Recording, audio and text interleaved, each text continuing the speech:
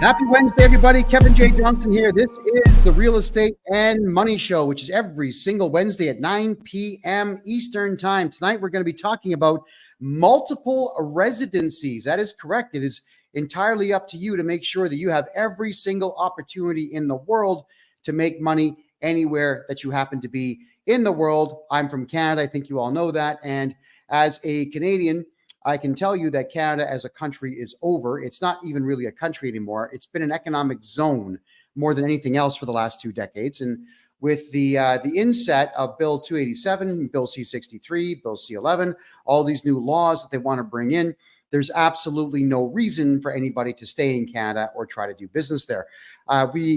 As I've told everybody, I went the better part of almost 21 full years in Canada, not able to make money. Why? Because if you have ambition and drive in Canada, the Canadian populace and mindset is one of drilling you down, silencing you. You got to fit in like a cog in a wheel. So those of us out there who have a big mouth like I do, and a lot of really good ideas, are not allowed to experiment with them, and we're not allowed to succeed. Whenever guys like myself do have success, we are silenced. Even Kevin O'Leary, Mr. Wonderful, the bald guy from Dragon's Den and Shark Tank, even he has left Canada. He lives in Maine now. He wants nothing to do with that kind of a country. But then I came to Panama, and a guy like me with a big mouth who has drive and ambition has not only one, but 2 corporations running here now. One's profitable and one's building up. And that's what it's all about, everybody, is I have the ability to be here in Panama making money because I know how to do things on the international scale. And my guest tonight's even better at it than I am by a lot. So without further ado, let's bring in Kim Park. Kim, great to see you once again. Thank you for being here. Tell everybody who you are, where you're from, and what you do. Go ahead. Thanks for having me. I'm Kim Park. I was raised in Sweden, spent 20 years in Sweden, another 20 years in Norway. Then I moved to Bulgaria, put my toes into the international market to reduce my taxes. And then I found out that the winters were too cold, so I moved to Mexico. And as you may or may not know, Mexico is one of the better places when it comes to freedom. During the health hoax last time, we had open borders. We had no quarantines on arrival, no testing. It was pretty much the most open and free country in the world. So now I help people get second and third residencies, reduce taxes legally, and company formations and all that good stuff. So we're going to talk about that. So I'm very stoked. Well, we certainly are. The one thing I did want to say is that a lot of my fan base out there, a lot of people that have been watching me on the internet for the last 7 years are asking me, can you open a bank account in Panama without actually physically being here? I promised all of you I would find that out. And it turns out, yes, you can. So if you want to open up a bank account in Panama remotely, get a hold of me at my website, kevinjjohnston.me. It's my name.me.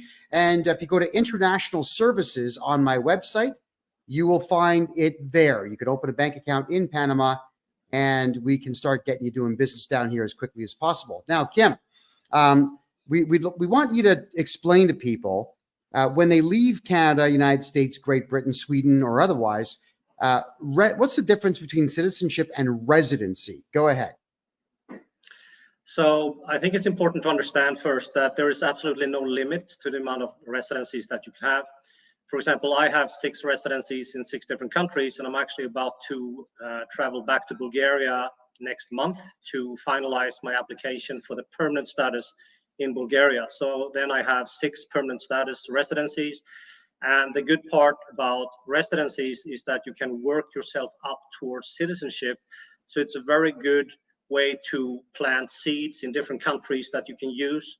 And as you may or may not know, different residencies are used for different purposes. So some residencies may be great for lifestyle, some may be great for investments, some may be better for taxes. And there's absolutely no residency or country on this planet that has everything. There's no one size fits all, so to speak. So it's important to understand that if you want to optimize your possibilities and when you go abroad, you need multiple residencies and you need to do your homework and find out exactly which benefits you want to get in place. All right. So a residency versus a citizenship. Let's start with Mexico because you live there currently. What would the difference be and the advantages and so on? Go ahead.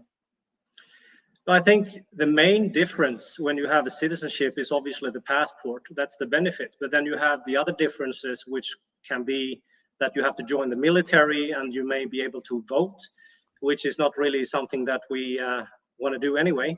So I think the main reason is the passport, and also to have a secure place to come back to. I remember during the health hoax, Australia, they wouldn't even let their own citizens back into their country. So most people think that a citizen, it should protect you to be able to get back into your own country. Otherwise, it's not worth much. But in some cases, governments and countries go rogue, like Australia. And these days, it seems like both Canada and Australia takes turns trying to compete on being the worst communistic place on the planet. So. Oh, yeah. We just had a gentleman on my show last night who fought in the Korean War on behalf of Australia. And he says the same thing that you just said, that Canada and Australia are doing their best to outdo each other in communism and policies that are harmful to their people. You living in Mexico right now, formerly from Sweden, what is the advantage to your Mexican residency? So people understand that. Go ahead. Having a residency, obviously, whatever way you're getting into the residency program, obviously the main goal is to get the permanent status. And we help people fast track the permanent residency within a very short period of time. And the benefit is that you can do all the things that the locals can do. You can open bank accounts, you can get the driver's license, you have benefits tax-wise when you're selling properties and investing.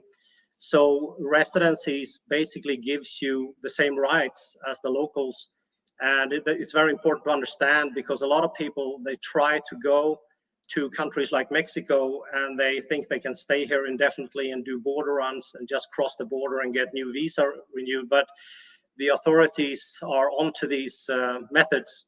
So it doesn't really work that way anymore. So residencies is absolutely important if you're going to spend any amount of time or do business in a country. Okay, so if I was to go to Mexico right now and I want to do business with you or with anybody for that matter, do I need to be a resident or can I just show up and do business? No, I mean, you can start a company, but everything is a lot easier when you have the residency, because you can't do much without the residency. So life just becomes so much easier, and you basically use your residency card no matter what you're going to do in society. So you need it in order to have a normal life and do business as well. So everything is a lot easier when you have the residency card. Yeah, and there's something to do with buying and selling a property. It's better as a resident in Mexico. If you could maybe elaborate on that, please. Yeah, I mean, you do get tax write-offs and benefits when you have the residency, as opposed to just being a foreigner. And when you come down as a foreigner and buy properties, a lot of people just put the real estate into a bank trust. That's the most common way to do it. The reason why I don't like the bank trust, there are some ways you can use it, but the reason why I don't like it is because you can't really do any write-offs. You can't really deduct anything. So if you form a corporation in Mexico and you put your property or a piece of land or whatever you're going to invest in this company, you can actually make deductions and run it as a business. And that is obviously a lot more efficient, cost-effective way to do everything. All right. Now, it's funny how we've always got the armchair quarterback, the armchair lawyer, the armchair immigration expert, the armchair everything. So I'm being told by various people, because I think what it is, people just heard something. They forget where, but they just heard. I just heard you can only be a resident of one country at a time. You can only have one residency. This Kim guy, he's not a good guy. You know, he's lying to you. So, right, where do people? First off, let's not even bother getting into where people get this information from. But this multiple residency thing, you and I talked about this. I'm completely intrigued about being a resident of 6, 10, 12 countries. So I want to talk to you about the legality behind this? Because the average person doesn't understand that you can do this, and they're probably afraid to do it. So should they be afraid, and can it be done legally? Go ahead. No, absolutely not. I mean, you can open as many residencies as you wish, but I absolutely agree with you. There's so much misinformation, online. I was Googling, the amount of residencies that you can have, and you have these forums online where people are discussing things. And it's absolutely disgusting how many people are spreading information that is absolutely not true. So I saw a lot of information where people are talking, yeah, you can only have one permanent residency and you have to renounce the other residency. That's absolutely not true. In terms of citizenships, that's true for some countries because certain countries have different rules to the amount of citizenships you can have.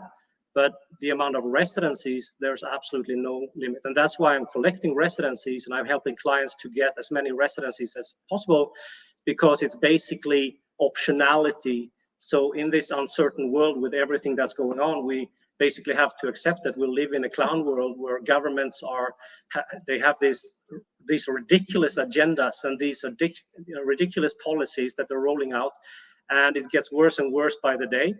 So it's absolutely paramount to protect both our businesses and families and ourselves with multiple residencies. And I think a lot of people are not awake to the fact that it's actually not as hard as they may think as well to obtain a residency, a second or third residency, and all the benefits that they get with it.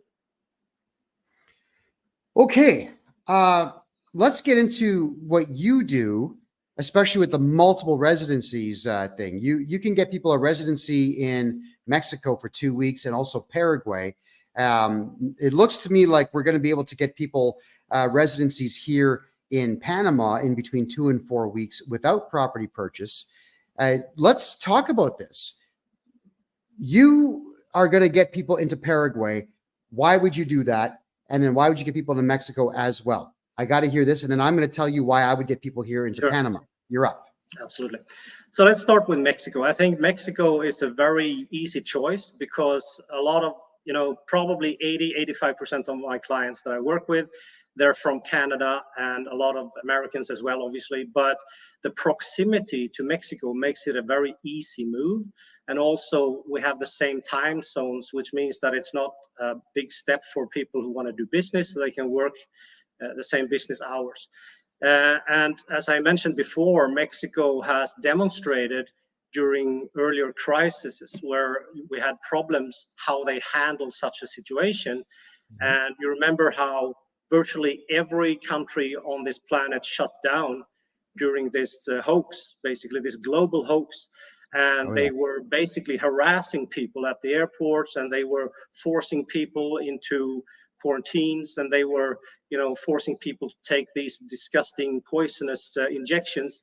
And Mexico proved to be the country that actually welcomed people to come in. They had no restrictions whatsoever, and they actually tried to have a lockdown for 2 weeks, and the people just rose up and wouldn't have it. They wouldn't have it. So I think the Mexican people are very pro-freedom. It's a country where you have, it's easier to source clean food. People are very independent and they like freedom. You have excellent climate. I mean, I always say Mexico is such a diverse country. So it doesn't matter what you're looking for. You can find mountainous regions, white beaches, small sleepy beach towns, big cities. It's a country of 129 million people. It's a third of the United States landmass. So it's basically a very big country. So if we, against all odds, would have a hard lockdown in Mexico, it's still a huge country, so you could travel inside of Mexico. But I think it's absolutely important to look at the history, and Mexico has definitely demonstrated that it's one of the better countries in terms of freedom. And it's also very pro-business, so it's easy to form corporations here and start businesses. And we have very good connections in the government, so we can get you all the permits and all the documents that you need. And we also help people get the permanent residency. And basically, my take on Mexico is that it's great for lifestyle and it's also great for property investments, but it's not so good for taxes. And that brings me to our next choice, because we are, both me and you, Kevin, we like Mexico, we like Paraguay, we like Panama, and there are very distinct reasons why we like Panama and Paraguay. And the reason why is because Paraguay and Panama are zero taxation residency countries. You can get a residency where you can reduce your taxes legally all the way down to zero through something called territorial taxation. It's not a myth, it's not illegal, it's absolutely 100% legal. It's the law in these countries. So what it basically states is that Paraguay and Panama, they charge taxes on income that is generated inside the country. And that's a very fair taxation system, because why would they have any interest in money outside their country? It's not their business, right? So these countries understand this, and that's why I like Paraguay and Panama. I've been traveling there several times back since 2003. I've been backpacking when I was young. It was absolutely beautiful backpacking through South America. I did Central America several times, backpacking as well. And I love all these countries, Latin American countries, because you can basically own properties 100% in your name or in your company, as opposed to, for example, Asia, which I have been traveling extensively through Asia and tried different things and looked things up. And it's very, very difficult to own properties. Citizenship, you can forget about. It's impossible to get citizenship in Asia. You may get a residency, but properties, you need a local partner who owns 51% or more in Asia, which means that it opens up for you being scammed in the future, right? So you don't have any control, but in Latin America, you do. So why we like Paraguay and Panama is because if you establish a business outside of Paraguay or Panama, let's say you open an LLC in the United States, it's one of the more popular places where we help clients get their business set up. And what America is doing is that they're basically asking you, okay, are you a resident or a citizen of the United States? And you say, no, I'm from Canada, I'm from Sweden, I'm from outside. Okay, great. Then you need to go and pay taxes where you are tax resident. And where might that be? That might be in Paraguay, that might be in Panama, which is why everybody should have a tax residency. And residency in Paraguay or Panama can basically reduce your taxes legally for the rest of your life. Because if you make your money through that LLC, you can charge clients, you can bill people, businesses, whatever, from your LLC. And as long as that money is generated there outside of Paraguay or Panama, Panama and Paraguay doesn't want any taxes. Okay, so I can confirm that. I've gone through this with my lawyer down here in Panama, everybody, is if you register a corporation here in Panama, you can do business with Canadians, or you could do business with Kim here in Mexico and bring the money into Panama, keep it in your Panamanian corporate account, and pay zero. That's in French, by the way, zero tax, zero, not a single solitary penny. Now, here's where it gets even more interesting, Kim, is that I've got a couple of corporations myself in various countries around the world. Those countries themselves cannot tax what I am making because it is being made by me in Panama here. Even though those corporations are going to act only as the catalyst to getting a bank account in those countries, the check goes into that bank account and then gets transferred here. And that's it. That's how it works. Now, for those of you in Canada who are excessively concerned about the Canada Revenue Agency, and you should be, because, Kim, I don't know if you're aware of what Canada Revenue Agency is doing, but they're going out of their way to threaten every single solitary Canadian, telling them that they owe tax even though they don't. So people who make $0 or they're on welfare, they might make $25,000 a year, are getting tax bills of $50,000 to $75,000. And so I'm helping them get rid of these tax bills, but the CRA is still trying. Now they're also going back and nailing people on tax shelter work they did more than 10 years ago. Now, I always thought the law said you can't go back more than 10 years. The Canada Revenue Agency doesn't care. They are literally going back 15, 17, 18 years on people's taxes. So today, I'm proud to say that we opened up 3 bank accounts for 3 Canadians who had the Canada Revenue Agency do this. And all of their money came down to Panama the same day. And those folks are all getting on planes and coming down to see me. I'm picking them up at the airport this weekend so they can go and meet the bank managers and just talk at length about their money being here. And that's exactly what I'm doing for people now in Panama. And I don't have to declare the income here because they paid me in Canada. Isn't that amazing? Exactly. It's very important. Can you do this in Canada? Let's go ahead, Kim. Go ahead. Exactly. No, it's very important to understand how things work, and it's actually a lot easier once you get into it. But first thing we need to understand is that taxes are theft, and there's no person or entity on this planet that have the right to take what you have been working, you have put in your sweat and tears and labor into this work, and now you're getting paid. And I remember when I was running businesses in Sweden and Norway, you know, Scandinavia, it's even worse than Canada. And they taxed me 60, sometimes 70%. I mean, can you imagine working from January and you working all the way until August, September, Jesus, into October for free?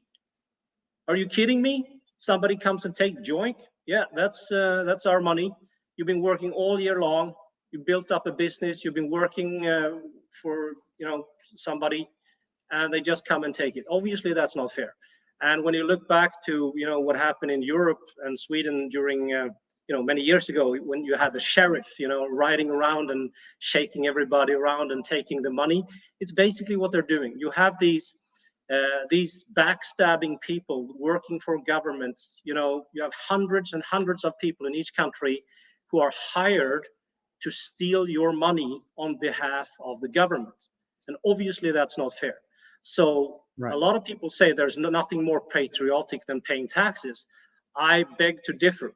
There's nothing more patriotic than avoiding taxes legally, because politicians, prostitute politicians who are supposed to work for us, they take your money and they spend it like drunken sailors, and there's absolutely nothing legal about it. It's broad daylight theft. It's nothing else than that. So reducing your taxes legally is absolutely something that everybody should do, because obviously you are a lot better than the government at spending your money wisely. You know exactly what you need, and the government is just using it on warfare and shady programs that's surveillancing you and tracking you.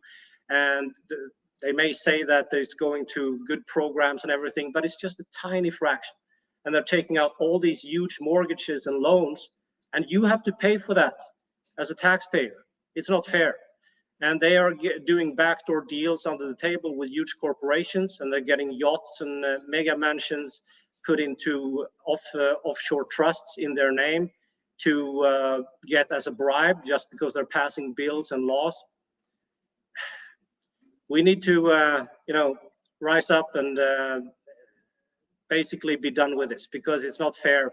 And there's a lot of good, hardworking people, both in Europe and North America, that deserve better. And they have been working very, very hard for their money. And obviously it's better if they keep it so they can spend it on their business or their family and make it grow. All right. Well, I agree with you that taxation is theft. There was a day when taxes were useful. I mean, we used to get roads built for us, and airports and shipping ports and schools and libraries and streetlights and traffic lights and hospitals we used to get all that stuff for our tax money. With Justin Trudeau sinking Canada into $1.5 trillion in debt, we got no new highways, no new airports, no new shipping ports. We have Montreal and Victoria, two very big cities in Canada, who still do not have proper sewer systems or treatment for sewage. So Montreal is dumping tons of human excrement into the St. Lawrence River every single day. And so is Victoria, which is on Vancouver Island, and all the small towns around it. They're all just dumping human excrement and toilet paper and everything else into the Pacific Ocean, which ends up in the Bay of Seattle. The Americans are like, what are they going to do? Go to war with Canada over all this feces? We're not getting anything for our money. So why are we spending any money on taxes whatsoever? I'm going to be giving a seminar, everybody. You're going to like this one. It's only $25. It's a seminar next Monday. That's going to be, hold on, June. It's June already. Wow. Monday, June 3rd at 9 p.m. Eastern time. I'm going to be talking to you about how in Canada to legally and properly never pay taxes again. And it's not that free man on the land crap. And it's not that OPAC stuff, because that stuff's going to get you in trouble. And it's not the fake common law court stuff that you hear here in Canada. No, we're going to play the actual game properly. So anybody who's interested in that, that's 9 p.m. It's $25. Just throw a $25 donation on my website, kevinjjohnston.com, and we'll get you in there. You're going to love this information, everyone. It'll be on Zoom where you can actually interact and ask questions. So, Kim, taxation theft, let's not pay it. Let's set up tax residencies here. If someone called you today, living in Mexico, how would you set things up for them? Walk me through how someone becomes a Mexican resident and then also has a business where they're not paying tax. You're on. Go ahead. Absolutely. I usually recommend something I call the 3-step game plan, and it's basically the 3 most important steps that I've been taking myself. So I'm a big proponent of trying it out myself so I know that things work out. And the first step is to get a second residency. And I do recommend, no matter where you're going to go in the world, I still recommend having Mexico as a second or a third residency in your back pocket. Why? Because Mexico is one of the few countries on the planet that has absolutely no minimum requirement to maintain their residency. This is something that we've been talking about before, but it's very important to understand because most countries, no matter where you go and set up a residency, you have always a certain amount of days or a certain amount of entries per year that you have to put into the country.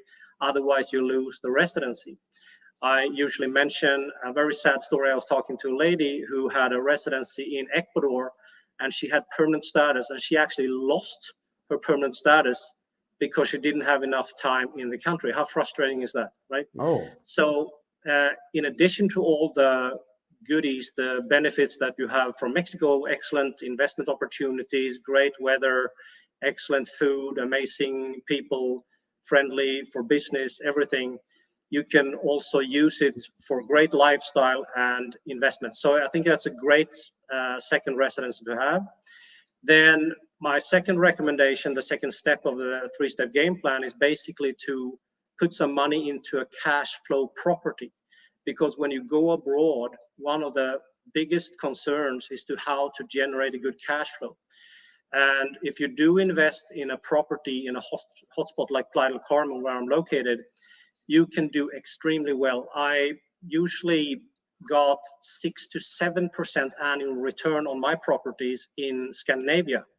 I had apartments, I rented out rooms to students, and I was happy with that. That's like normal standard. And I think it's pretty much the same in Canada, like maybe 7-8% annual return.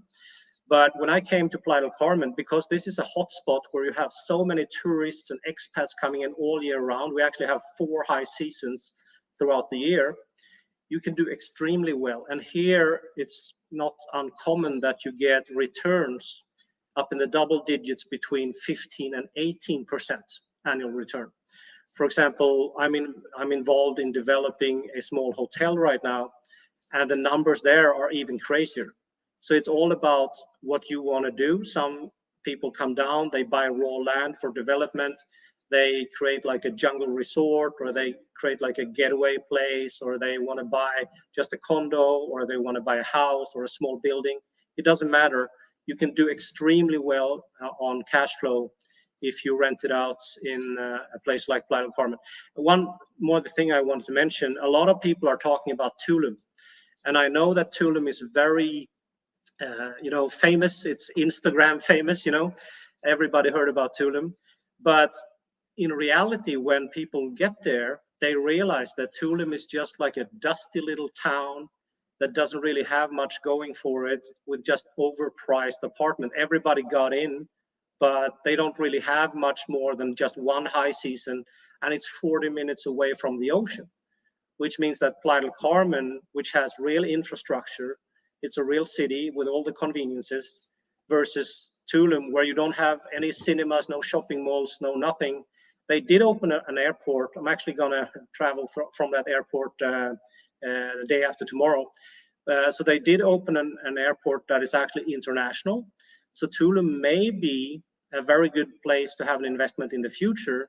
But right now, it's not really a real city. It's just a dusty city. It doesn't have street lights in many of the streets. When you're walking at night, you may just fall into the ditch because you can't see anything when you're walking. So you got to be careful where you do investments. But I think Playa del Carmen is a very solid choice because you have so many people coming in all year round. And if you choose the right property in the right area, you can do extremely well. And I will be more than happy to show people around if they do come down and they chose to invest. And we can deal sometimes directly with the owner. And like I said before, the way it works down here is that you have basically two price structures. You have the tourist scam price that every broker is trying to push on the tourists. This is quite normal in a lot of touristy places around the world, right? And what a lot of tourists don't realize is that they're paying 25, sometimes 30% more than they have to. So my job when I'm working with people is basically to make sure that you don't fall for the tourist scam price, that you get the real price that the locals are paying. And if we're looking around and find different options that you like, we can do very well by finding exactly the property that can cash flow. The focus is always on getting maximized returns, right? So, all right. So we're getting somebody in the comment here saying that Canada has the majority of the world's fresh water. That actually is true. The province of Ontario has 1/6 of the world's fresh water in its lake and river system. There is a ton of fresh water in Canada. Mexico has water, by the way. We just know that Mexico City is having a real problem because the whole city is sinking. But if you want to know why that is, what you got to do is look up the history of the Aztecs and the reason why they selected the area they did. Because one of their legends, Kim, stated that when they were looking for a new spot to build their capital, they had to find an eagle eating a snake standing on top of a cactus. And when someone finally found that, it happened to be this marsh, which they then turned into Tenochtitlan, their capital, which is now Mexico City, which is now sinking under the weight of the actual city itself, which means that the water pipes are bursting and they're pumping twice as much water in as they normally would have to because the water's like leaking into the soil, which is making the city sink more. I guess the point you're trying to make there, Grigo, would be that maybe you want to have a water import business, perhaps. Can Canadians do importing into Mexico as opposed to Mexico doing all the exporting? Go ahead. You know, that's another point, very important. A lot of businesses are relocating to Mexico these days. I know a lot of manufacturing and mega factories are moving over from China. There are huge mega parks in the north around Monterrey and other cities where Tesla and other manufacturers are moving in. So there are a lot of developments, and they also have this railroad that's going to connect the two oceans, you know, from the Pacific all the way to the Caribbean Ocean. That's going to compete with the Panama Canal. And then you have the airport in Tulum, the international airport. And you also have the Maya train, which is going to be a speed train that's going to connect the whole peninsula around here, around Tulum, Playa del Carmen, Cancun, and all the other cities on the peninsula. So it's going to bring in a lot of people as well. So I think, you know, if a foreigner want to start a business, it's very business friendly. You have a lot of opportunities down here. And, you know, if you come down, we have a great team of lawyers that can help you form a corporation quickly, set up getting all the paperwork in order. So there are vast opportunities. I know a lot of people have good ideas who come down and do very, very well.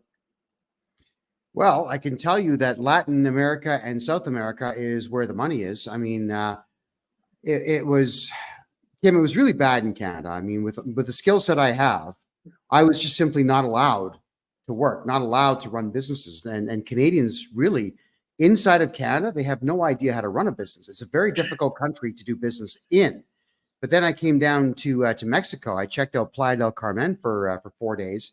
I was floored at how much commerce was taking place in that town. And I was excited on the main drag in Playa del Carmen, where all the tourists go. You go from $21 margaritas on that strip to just one street over where you get $2 margaritas. But absolutely. you can open a business there and make money. Now, here I am in Panama City. I've only been here 5.5 weeks. I've got 2 businesses running. They're already making money. And we've got a soft launch of my new business coming up in less than 4.5 weeks. We're going to be getting Canadians to come down to Panama because Panama's medical care is 20 years ahead of Canada. So if you want to get cancer screening, bones fixed, MRIs, CT scans, imagine Canada, where right now you're waiting between 12 and 18 months for an MRI, getting an MRI in one day, and then getting the results the next day. You can do that. I can do that for you here in Panama. I can't do that for anybody in Canada at all. I'd get arrested for selling medical services. Right? But here, you can sell medical services so long as the medical services are licensed, which of course they are. Wow. Yeah. Money, folks. There's money here. Absolutely. Come on down. I've traveled a lot of times in Panama and Paraguay and also Mexico, of course, and I can definitely vouch for all 3 countries. If one suits you better, you're probably going to find a lot of opportunities and a lot of goodies down there that you didn't expect. Panama is a great country. It's a little bit small for my taste, but it's a very good country because you have the diversity. You can live up in the mountains. You can have, these Caribbean white beach islands. There are actually islands for sale in Panama that I know of. I was diving with whale sharks off the coast of Panama a few years ago. It's great for nature and it's excellent for business. When you come to Panama City, it's almost like arriving in Miami. You think you're in Miami, but because of the skyscrapers in the harbor there, but it's actually just Panama City. And Panama City is an excellent place. And you have so many different areas where you can find like these street food vendors that basically give you like a full meal for just $1 or $2. And then you have really fancy restaurants and bars as well. So you can basically find everything. And if you guys are interested in setting up shop in Panama, you can contact both Kevin and me, and we can help you to get company formation and also get the residences ordered if you want. Well, you're correct to say that. A lot of people are absolutely floored about Panama City and just how modern it really is. I've been going live on various social media showing people how modern and futuristic the malls are. They're out of control. I mean, I was in a bowling alley today here in Panama City. We're over top of the pins.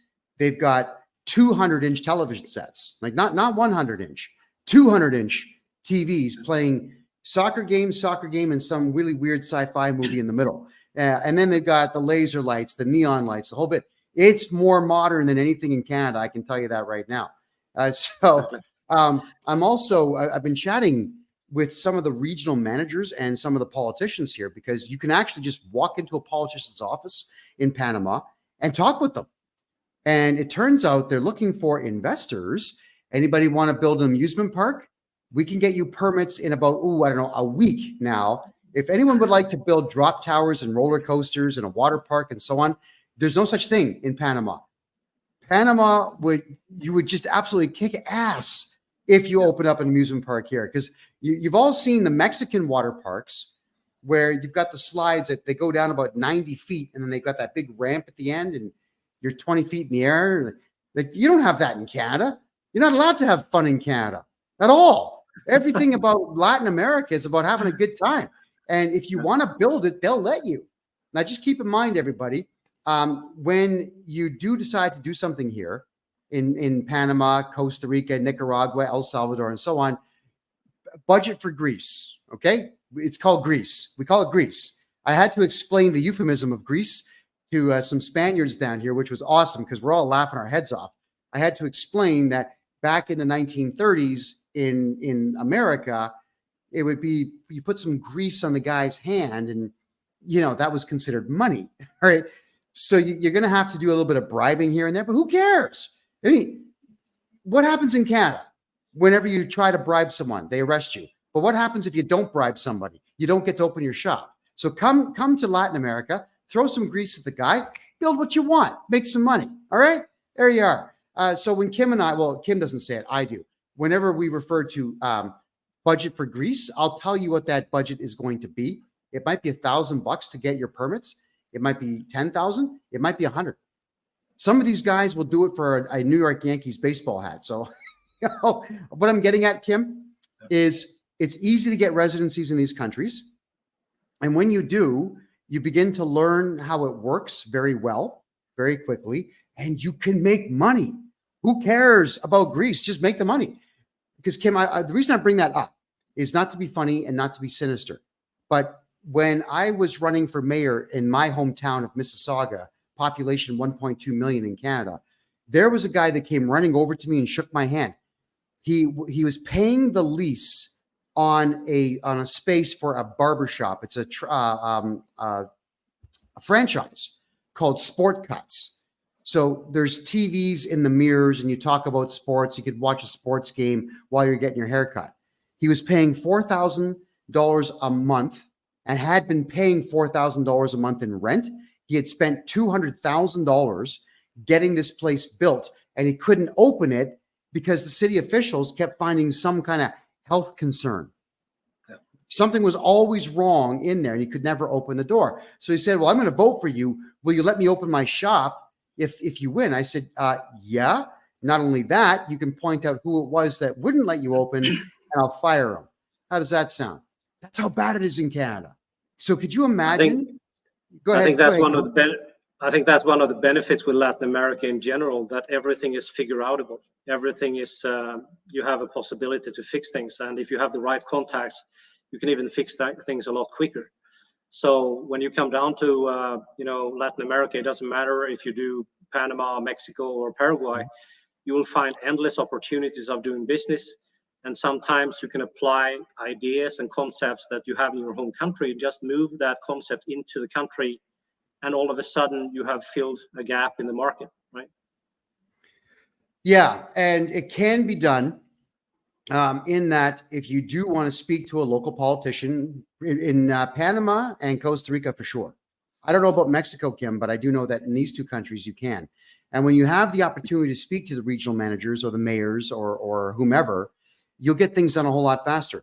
Because what they want to hear in Latin American countries is that I am a gringo and I've got money and your town's going to make money if you give me what I want. And the odds of you getting a building permit are almost 100% here. Whereas think about how difficult it is to get a building permit to have maybe a wine cantina in your basement or to have a pool in your backyard in Canada. Now, I had friends of mine, it took them 2 years to get a permit to build a pool in their backyard. Why is it so difficult to do what you want with your property in Canada? Well, it's not here. It's your property. Do what you want. Just don't break the law. There we are. Kim, multiple residencies. What would be the top 3 outside of Canada, United States that you would suggest? Go ahead.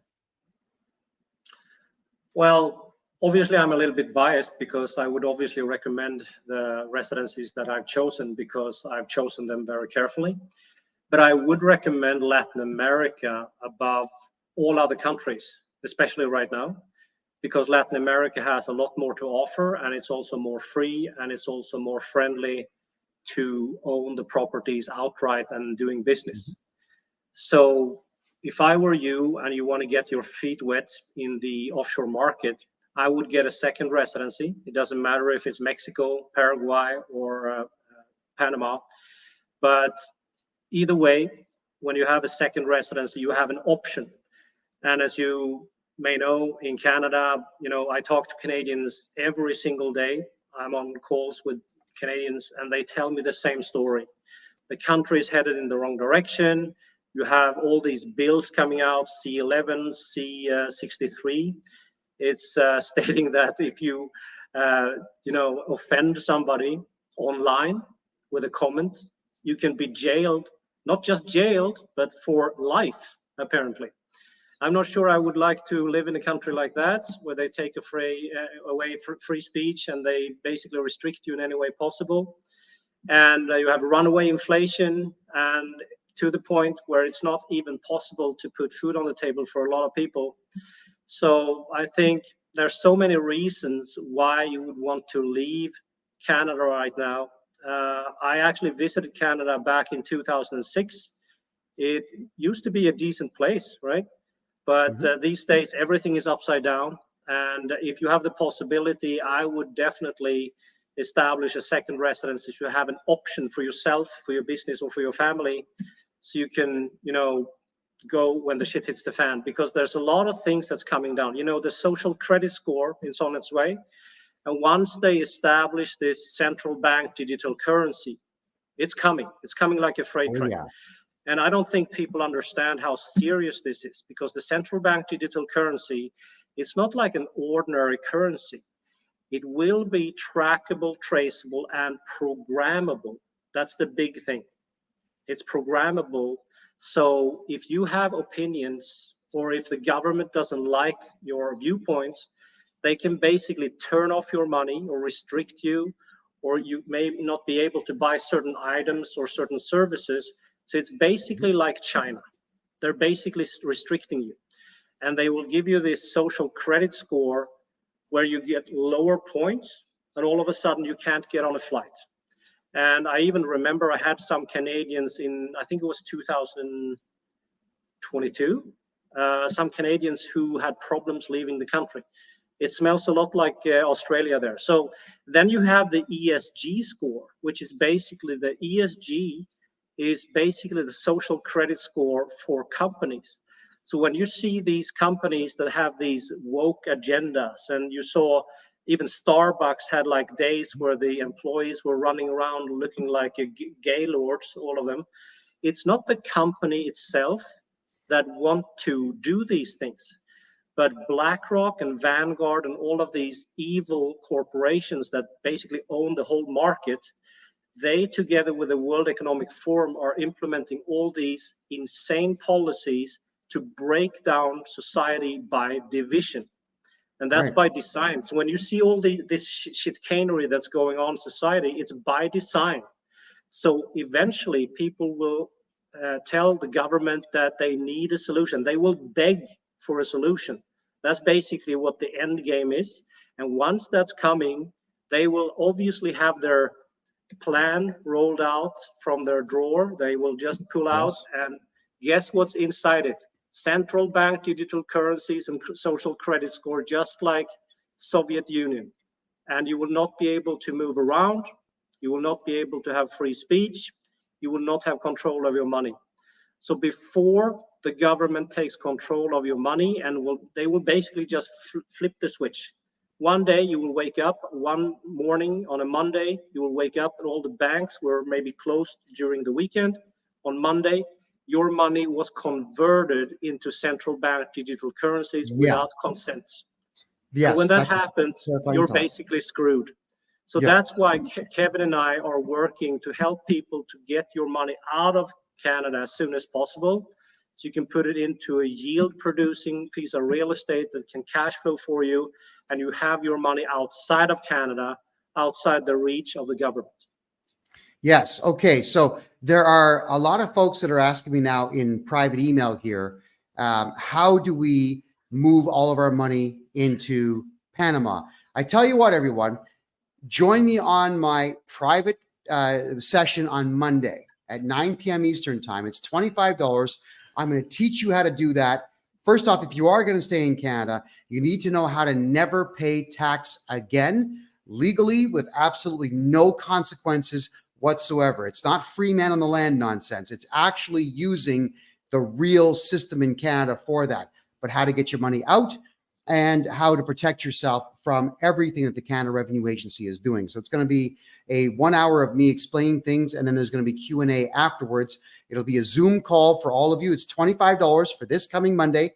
You can see it in the chat there, right below me. Just go to my website, kevinjjohnston.me/donate.